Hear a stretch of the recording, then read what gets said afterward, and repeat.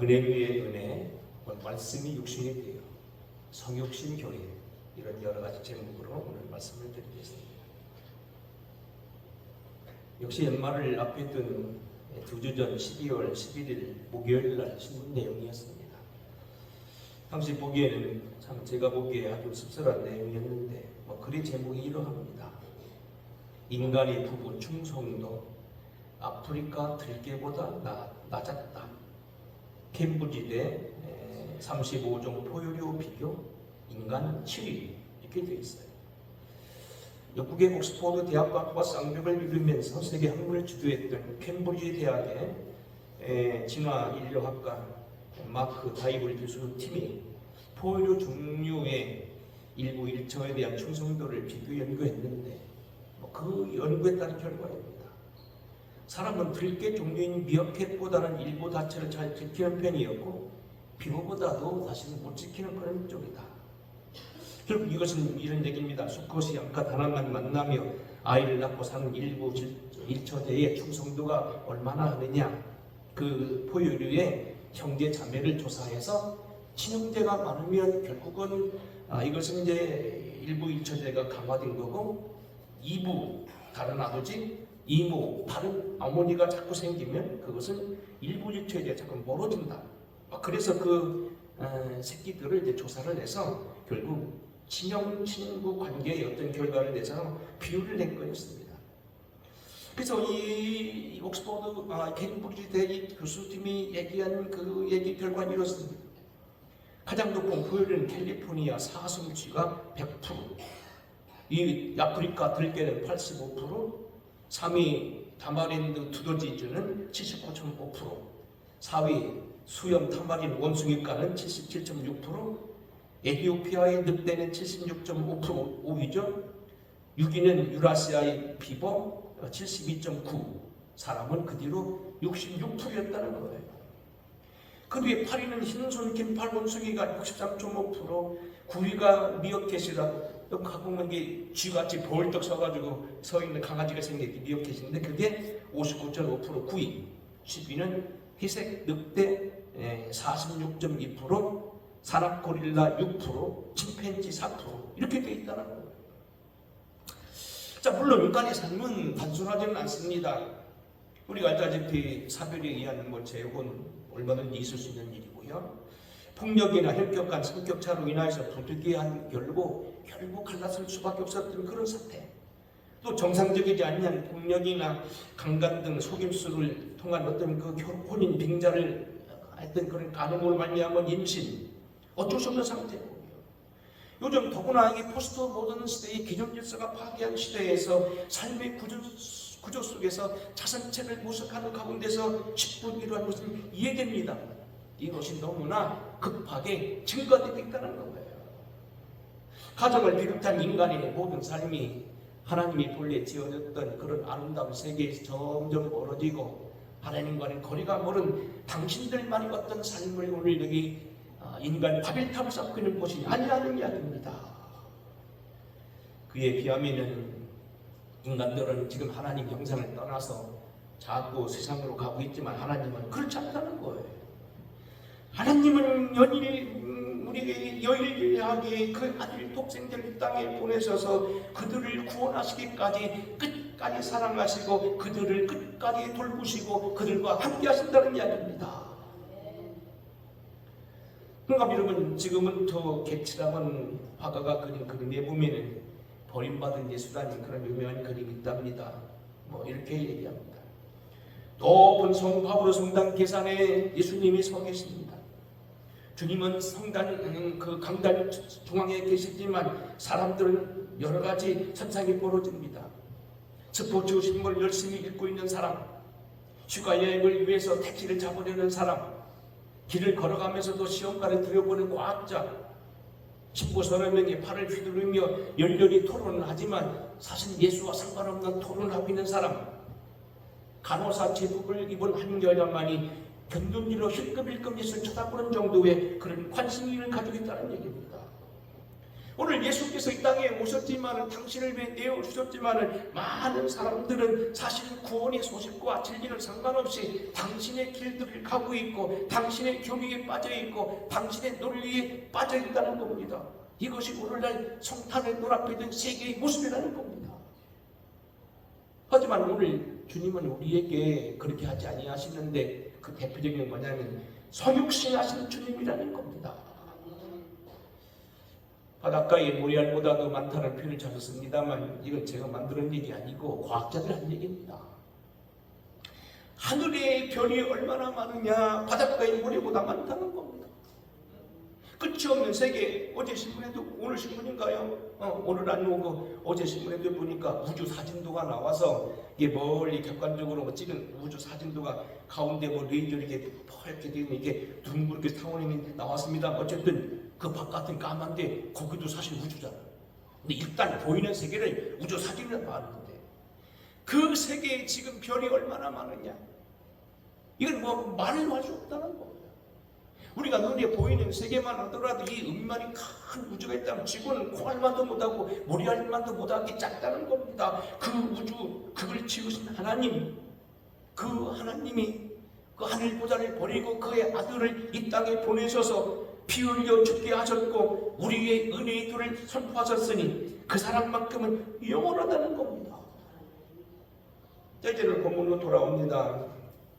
세상은 사람은 때로는 하나님을 배반하고 그에게 대해서 집중하지 아니하고 하나님 형상을 점점 떠나지만 하나님은 우리에게 오늘도 집중하시고 얼마나 사랑하셨냐면 당신의 아들을 우리에게 주시기까지 사랑하셨다는 것.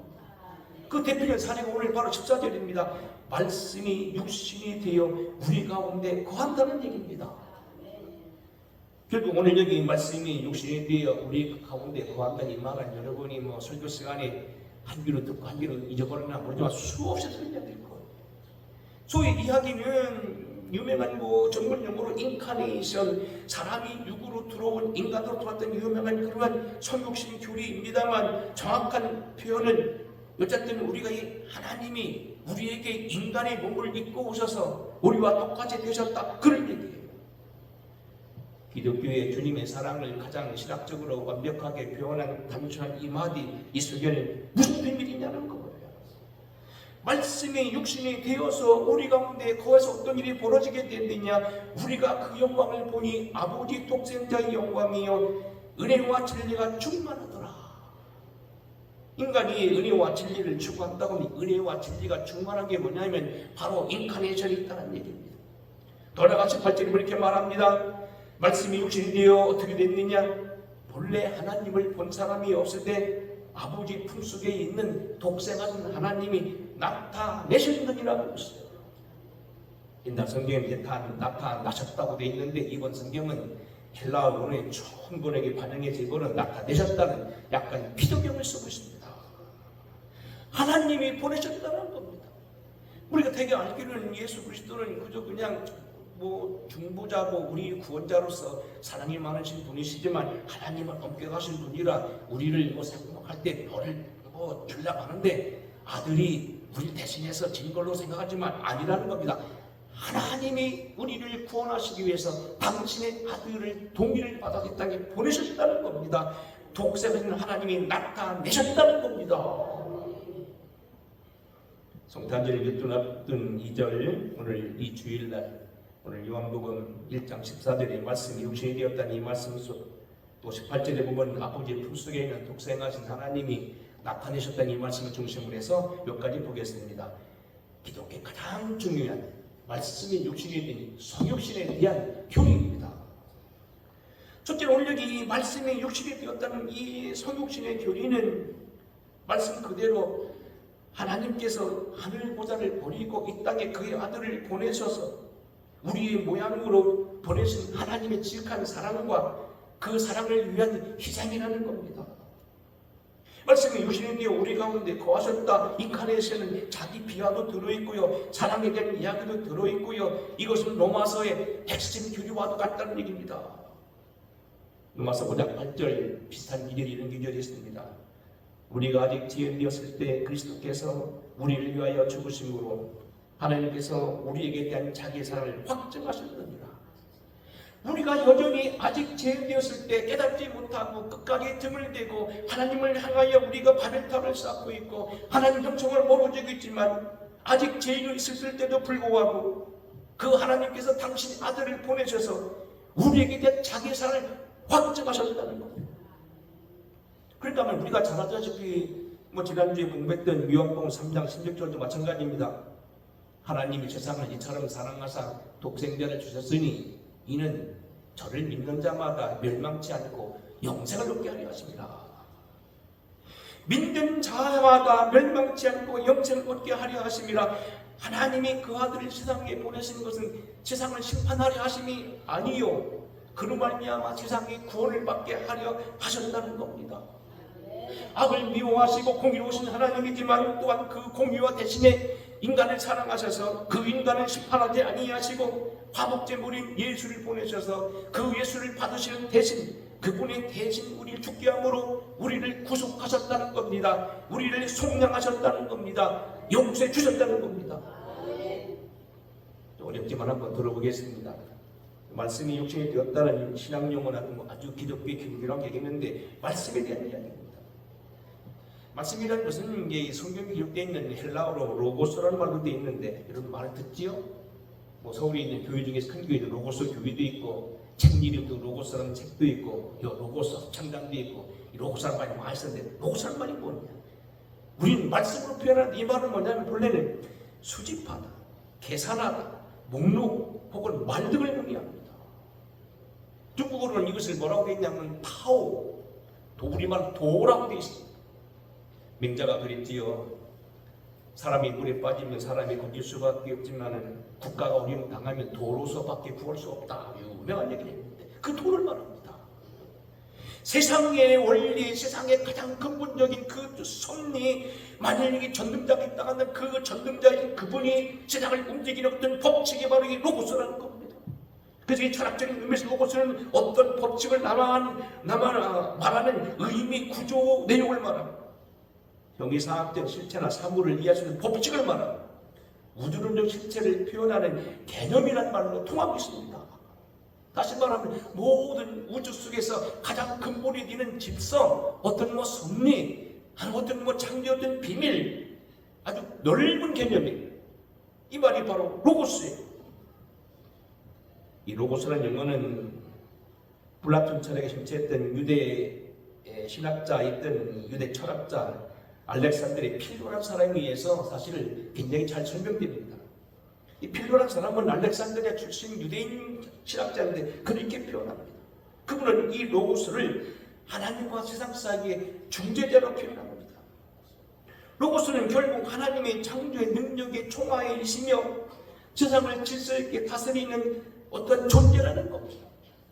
그래서 필로의 단점은 뭐냐면 이것을 하나의 인격체로 표현하지 않고 하나님과 세상 사이에 어떤 하나의 물체, 하나의 반신반인 아니면 어떤 그 중재자 그런 정도 표현했다는 거예요.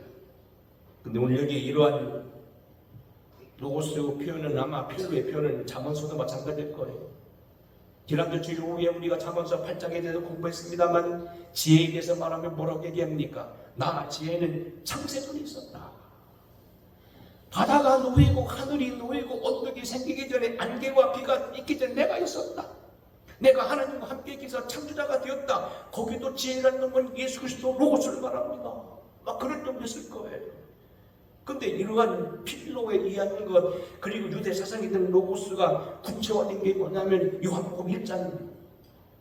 요한복음에서는 이것을 로고스가 단순하게 반신반인 어떤 법칙, 원인, 도 정도가 아닌 인격을 가지신 하나님의 아들이라는 겁니다. 영원하신 분이고 영원한 인격성을 가지시고 절대 타자라는 분인 겁니다. 이분이 결국은 그런 정도의 어떤 하나님의 기운이나 하나님의 법칙이나 세상을 움직이는 어떤 그런 법 정도가 아니라 그분이 우리가 당신을 믿어야 될 하나님이요 만물의 창조주여 빛과 생명으로 환영해야 될 대상이요 인류의 구원자이신 절대 타자 엄밀히 말해서 그분은 하나님의 아들이라는 겁니다. 태초에 말씀이 계시니라 이 말씀이 하나님과 함께 계셨으며 계셔서 이 말씀이 곧 하나님이시니라. 로고스가 이때 이 로고스는 단순한 법칙이나 존재나 중재자 정도가 아니고 이 말씀이 하나님과 계셨을 뿐만 아니고 이 말씀이 곧 하나님이시다. 1장 2절입니다. 그가 태초에 하나님과 함께 계셨고 만물이 그로 말미암아 지은 바 되었으니 지은 것이 하나도 그가 없이 된 것이 없느니라. 창조주입니다.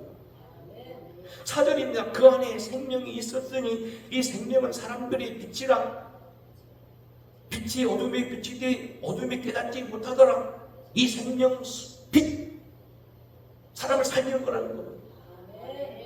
몇 번 드리지만 오늘도 뭐 날씨가 쌀쌀합니다만 사실 해가 얼마나 그리운 계절입니까? 햇빛이 있어야 모든 게 다 살아나고 생명이 있지. 뭐 빛에 대해서 더 이상 말씀하면 잘할 거예요. 참빛 곧 세상에 와서 각 사람에게 비치는 빛이 있었나니 그가 세상에 계셨으며 세상은 그로 말미암아 지은 바 되었으되 피조물이 아니란 얘기입니다.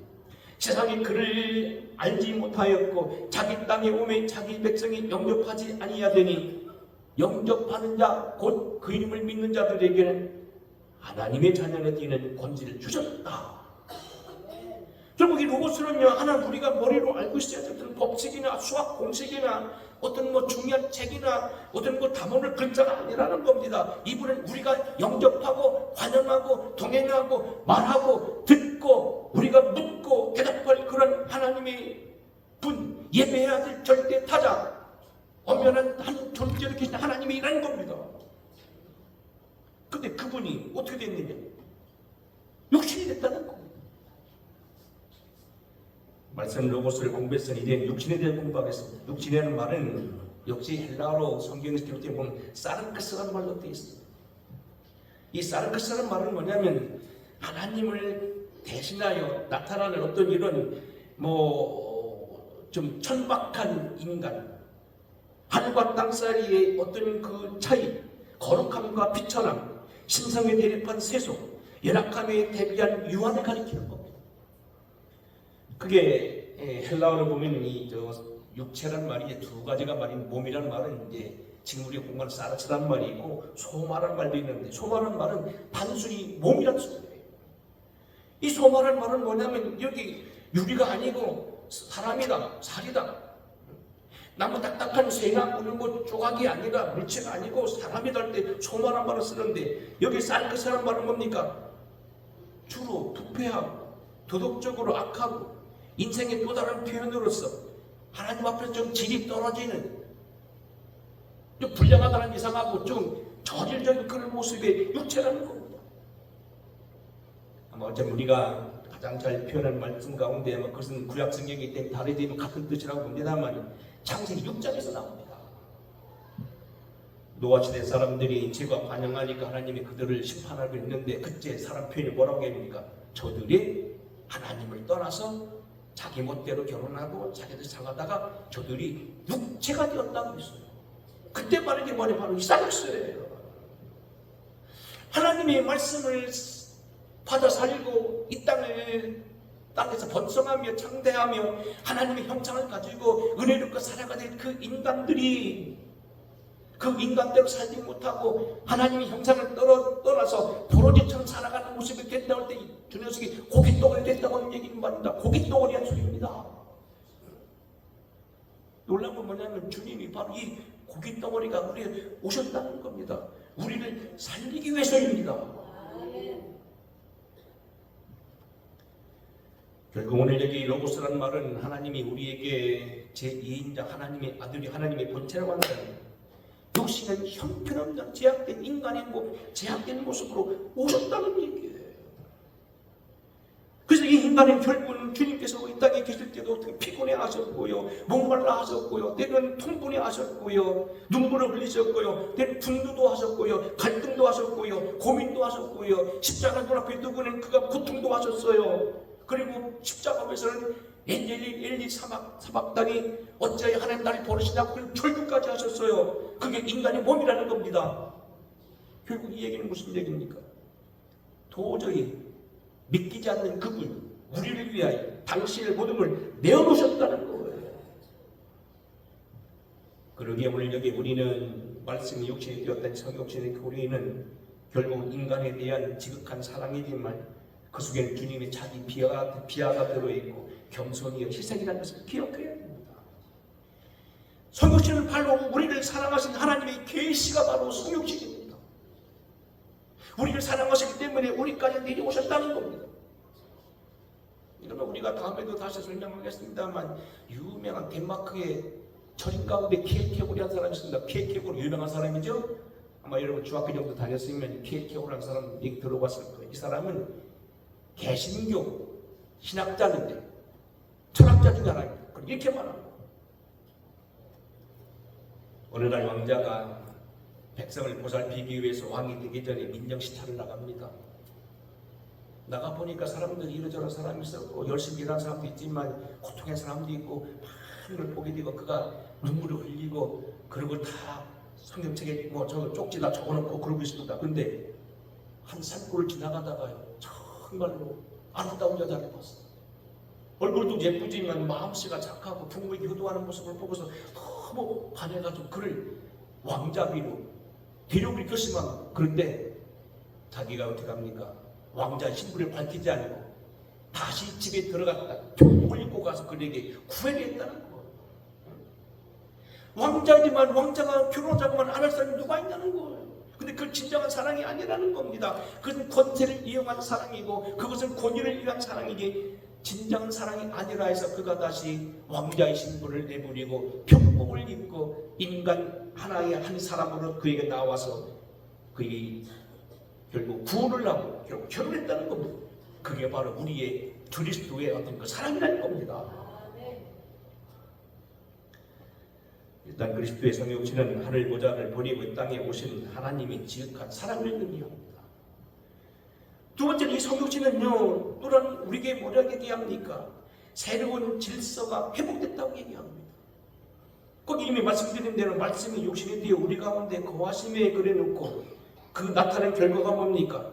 우리가 그 영광을 보니 아버지 독생자의 영광이요 은혜와 진리가 충만하더라 되어 있습니다. 그리고 16절 뭐라고 얘기했습니다. 같이 한번 읽어볼까요? 16절 자 시작. 우리가 다 그의 충만한 데서 받으니 은혜 위에 은혜로라. 은혜가 뭡니까? 은혜라는 것은요 값없이 주시는 거예요. 은혜에 대한 설명은 다 잡겠습니다만 17절 이렇게 말합니다. 율법은 모세로 말미암아 주신 것이요 은혜와 진리는 예수 그리스도로 말미암은 것이다. 옛날 모세의 율법에 의하면은요 눈에는 눈, 이에는 이, 그리고 코에는 코예요. 어떤 사람이 내 뭡니까 또 눈을 다치게 하면 그 사람 눈을 다치게 하고요. 코를 다치게 하면 코를 다치고 이에는 이, 눈에는 눈이라는 유명한 불교의 법칙이 결국 다시 말하면 모세 율법입니다. 물론 때에 따라서는 많이 탕감도 하지만 어쨌든 거기는 그 다른 그 많은 어떤 그 대가를 지불해야만이 사함받는 게 모세 율법이었어요. 근데 하나님은 그렇지 않다는 거예요. 우리가 죄를 지은 그 결과로 인하여서 우리는 지옥에 갈 수밖에 없지만 우리는 오늘도 주님 안에서 은혜로 말미암아 넉넉히 축복할 수 있다는 겁니다. 여러분 옛날에는 모세로 말미암았을 때는 반드시 그에게는 율법으로 그의 죄의 대가를 치러야 됐지만 이제는 예수 그리스도로 말미암아서 새로운 질서 세계가 열리게 되었는데 그것은 은혜와 질서요 평안이요 은혜와 진리요 결국 은혜 위에 은혜라는 겁니다. 새로운 질서 세계가 바뀌었다는 겁니다. 법의 지리가 바뀌었다는 겁니다. 여러분은 대통령도 새로 되게 되면요 좋은 게 있어요. 대개 보면은 대통령이 되게 세금을 감면해 주기도 하고요. 또 경축 행사로 해가지고 많은 걸 사면을 하기도 해요. 때로는 경보 우리가 알다시피 크리스마스 때도 막 사면 많이 들거요. 3.1절 때도 할 수도 있고 경복 때도 광복절 때도 할 수 있고 특별 사면이 있다고요. 그게 무슨 얘기입니까? 새로운 세계인 거예요. 옛날에는 길을 가다가 법칙금 내면요 몇만 원 내야겠지만 하나님이 오늘 대통령이 되면 새로운 질서를 내면요 하지 않을 수도 있어요. 우리에게는 새로운 세계, 질서의 세계, 용서의 세계, 천국의 세계, 능력의 세계가 열렸다는 거예요. 마태복음 4장 14절입니다. 이는 선지자 이사야를 통하여 하신 말씀을 이루려 하심이라. 일러스되 수불론 땅과 납달리 땅과 요단강 저편 해변길과 이방의 갈릴리여, 흑암이 앉은 백성이 큰 빛을 보았고 사망의 땅과 그늘이 앉은 자들에게 빛이 비치었도다.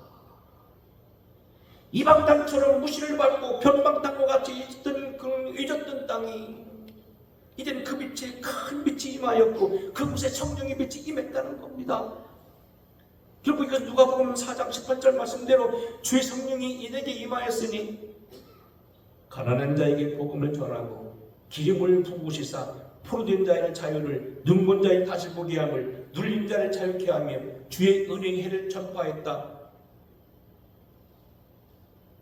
이 도가 우리에게 새롭게 열렸다는 거예요. 좀 며칠 전에는 이것을 이렇게 표현합니다. 뉴 크리에이션이라는 말이 있습니다. 예수님이 이 땅에 오셔서 우리를 위해 십자가 지시고 우리를 위해 대속하시고 말며 우리에게 주신 축복은 새로운 창조라는 겁니다. 재창조라는 겁니다.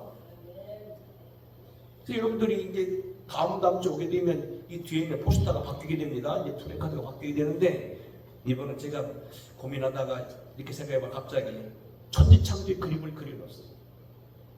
하나님이 천지를 창조하시고 아담이 창조되는 모습을 미켈란젤로가 그린 것을 갖다 붙이려는데 무슨 얘기입니까? 다시 새롭게 하자. 하나님 오늘 지으셨던 그 창조로 돌아가야 된다는 겁니다. 오늘 하나님 우리를 아름답게 지으시고 참 좋았다고 하셨던 그 사랑, 심히 좋았던 그 사랑으로 다시 돌아가야 된다는 겁니다. 그 모습으로 돌아가야 된다는 겁니다. 이전 투구의 모습, 죄악의 모습, 싸우는 모습, 갈등하는 모습이 아닌 진정한 하나님의 사랑, 형상을 회복하는 모습으로 돌아가야 된다는 겁니다. 새로운 질서가 열렸다는 겁니다. 그래서 우리가 다시피 로마서에도 말하잖아요. 우리는 결코 모든 사람이 죄를 범하였음에 하나님의 사랑에 이르지 못하더니 이제는 그리스도 안에 새로운 법이 또다시 나타나서 우리를 그를 화목제물로 삼아 속량의 법을 허락하셨다. 새로운 질서가 열렸다는 거예요. 옛날엔 정죄하고 죽이고 대가를 지불했지만 이제는 탕감하시고 용서하시고 새롭게 하시는 것. 그러므로 내가 진실로 너에게 이르노니 내 말을 듣고 나 보내신 이를 믿는 사람은 영생을 얻었고 심판에 이르지 아니하나니 사망에서 생명으로 옮겼느니라. 진실로 너에게 이르노니, 진실로가 두 번 나오는 얘기는 굉장히 중요한 얘기예요. 영어 성경 트루리 히브리 성경으로는 본래 신약 성경은 아멘이 바로 그 말이에요. 진실로 맞다 그 소리. 아멘. 죽은 자들이 하나님의 아들의 음성을 들을 때가 오나니 곧 이때라. 듣는 자는 살아나리라. 아버지께서 자기 속에 생명이 있음 같이 아들에게도 생명을 주어 그 속에 있게 하셨고 그 아들을 믿는 자에게 그들도 생명을 수여하게 하셨다는 거예요.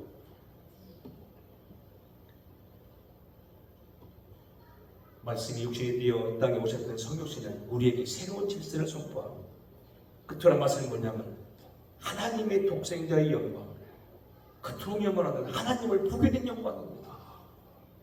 여러분 보세요. 우리가 그 영광을 보니 아버지의 독생자의 영광이라고 말했고, 18절에 보면 하나님을 본 사람이 없을 때 아버지의 품속에 있는 독생자이신 하나님만 나타내셨다. 하나님 나타나셨다는 겁니다. 이건 이런 표현이에요. 가장 쉽게 표현해 볼게요. 여러분이 이웃에 있는 사람이 너무 어려움을 당해서 오늘 여러분이 생각도 못해서 고민하고 있다가 사랑하는 그 이웃을 위해서 봉투 하나를 주면서 그에게 줬더니 그가 너무 고마워요. 그러면 그 사람만 좋아하는 거예요? 여러분도 좋아요? 여러분도 좋지요. 우리가 정말 어려움당하고 고통당한 사람이 정말로 지푸리를 잡고 싶은 그 사람에게 여러분이 손을 내밀고 그를 도왔다면요, 그 사람만 좋은 게 아니고 나도 좋은 거예요. 심리학적으로 보면 그때 치유가 임한다는 거예요. 하늘문 열린다는 거예요. 이 구제는요, 사실은 엄밀히 보고 용서나 구제는요 그 사람 위해서만 하는 게 아니고 나를 위해서도 한다는 거예요. 해보세요. 성경에 보게 되면 다 그렇게 손을 내밀고 도와줬을 때 은혜 받고요, 부름 받았어요. 아브라함도 지나가는 나그네 대접하다가 하나님 만나서 사라가 아기를 낳고 이삭을 낳은 거고요. 마노아의 아버지, 마노아 삼손의 아버지 마노아도 마찬가지고 기도도 마찬가지고 다 그래요. 성경이 기록된 죽본 사실 남을 돕다가 자기가 은혜 받는 거예요. 근데 바로 하나님이 그랬다는 거예요. 하나님이 독생자를 보내셨으면 우리가 구원받고 할렐루야하고 천국 가고 기뻐하고 새로운 질서가 열린 것뿐만 아니고 하나님이 기뻐하셔서 하나님의 영광이 나타났다는 거예요. 그리고 우리가 하나님을 볼 수 있게 됐다는 거예요. 보세요. 본래 하나님을 본 사람이 없을 때 아버지 품속에 있는 독생한 하나님이 나타나셨느니라. 우리가 그 영광을 보니 아버지 독생자의 영광이라. 예수 그리스도가 이 땅에 오셔서 어떤 일이 벌어졌느냐, 하나님 우리가 만나게 된다는 거예요. 자, 어려운 설명 하겠습니다. 자, 보세요. 요한복음 14장에 보게 되면 예수님께서 승천을 앞두고서 그들에게 설교하십니다. 그래서 주님께서 다시 십자가 지시고 승천하게 너를 떠나간다 개인에게 제자들이 걱정하니 그때 주님 뭐라고 말하십니까? 내가 곧 길이요 진리요 생명이니 나로 말미암지 내 아버지께 올 자가 없느니라. 그때 그때 빌립이 묻습니다. 하나님을 보여주셔야 하지 않겠습니까? 우리는 당신이 독생자인 줄 알고 당신이 하나님 아들인 줄 알았는데 이제 하나님을 보여주시면 만족하겠습니까? 만족하겠습니다. 그때 뭐라고 했어요? 사도 요한에게 뭐라고 얘기합니까? 아니죠, 거기 빌립이 뭐라고 합니까? 아들을 보았거든, 그 아버지를 보았거든. 내가 이미 너에게 보였거든. 예수께서 이르시되 빌립아, 내가 이렇게 오래 너희와 함께 있으되 내가 나를 알지 못하느냐? 나를 본 자는 아버지를 보았거든.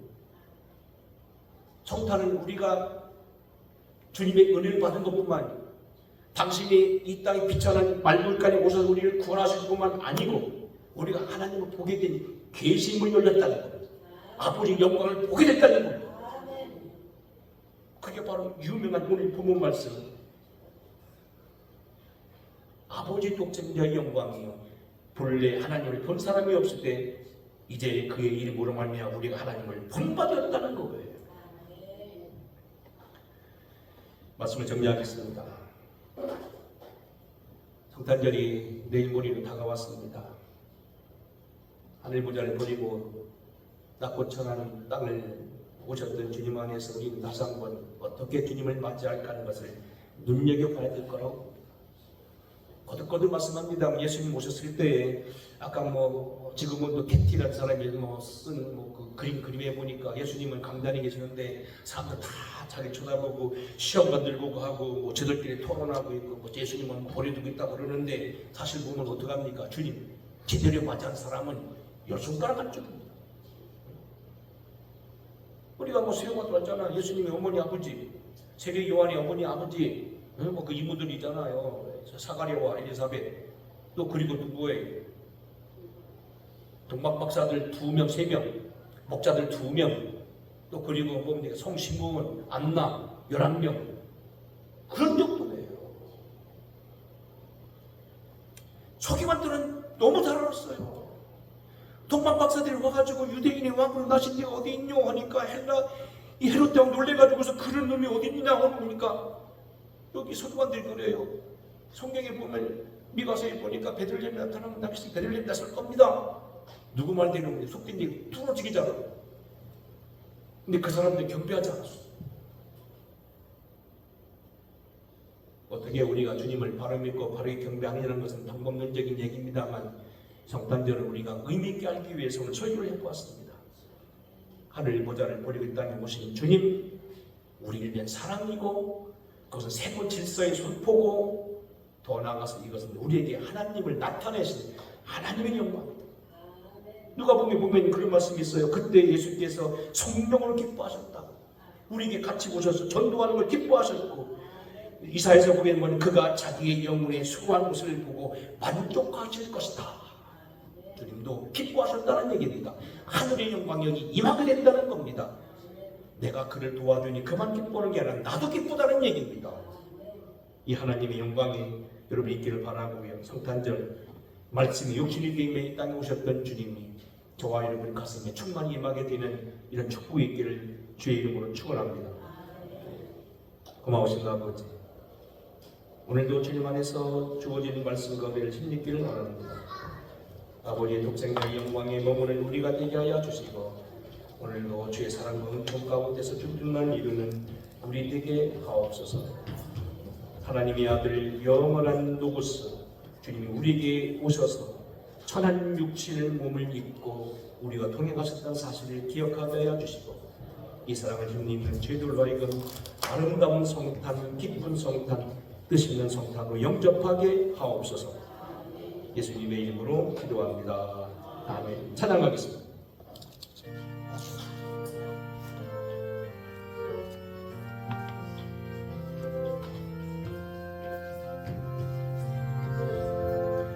전사 찬송하기를 거룩하신 구주께 영광 돌려보내세. 그주 오늘 나셨네. 크고 작은 사랑